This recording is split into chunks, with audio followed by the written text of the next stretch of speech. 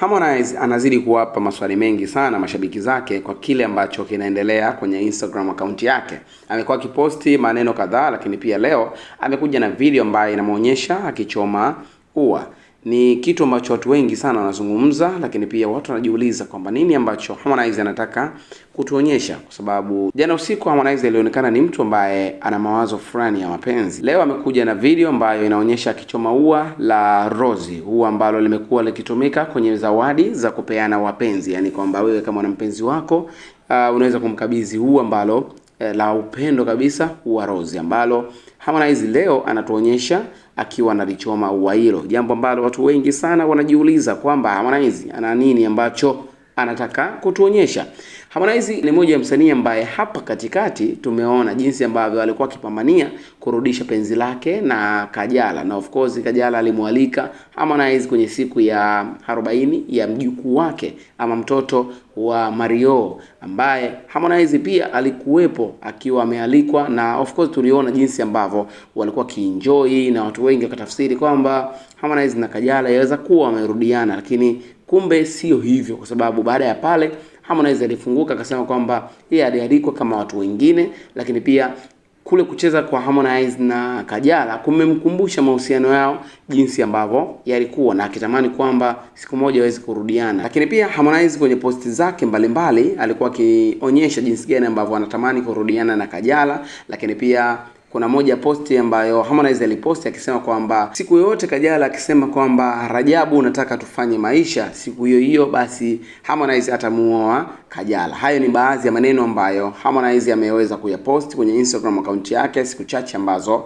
zimepita, akionyesha kwamba anahitaji sana mapenzi yake na Kajala yaweze kurejea, kwani ni mtu ambaye amegundua ni mtu ambaye wanaendana sana, akiwa naye anakuwa na furaha, lakini pia anahisi kwamba sasa hivi ni muda sahihi kwake kuwa na mahusiano ambayo yanaeleweka, awe na mke ama mchumba ambaye anaweza kufunga naye ndoa. Hayo ni maneno ambayo Harmonize aliwahi kuyaposti, lakini leo amekuja na hii video ikionyesha anachoma ua ambalo watu wengi ama tumezoea tulikitumika kupeana zawadi wapenzi. Lakini pia kwenye video hiyo Harmonize ameweza kuweka kionjo cha nyimbo yake mpya ambayo inasikika pia sauti ya AY. Nafikiri ni nyimbo ambayo Harmonize ameamua kumshirikisha AY. Nitakuwekea kionjo hapo mbele uweze kusikia kile ambacho anakiimba Harmonize, Konde Boy. Na hizo ndo story ambazo zinaendelea kutrend kwenye mitandao ya kijamii. Sikiliza kionjo cha Harmonize akielezea hisia zake kwenye wimbo huo,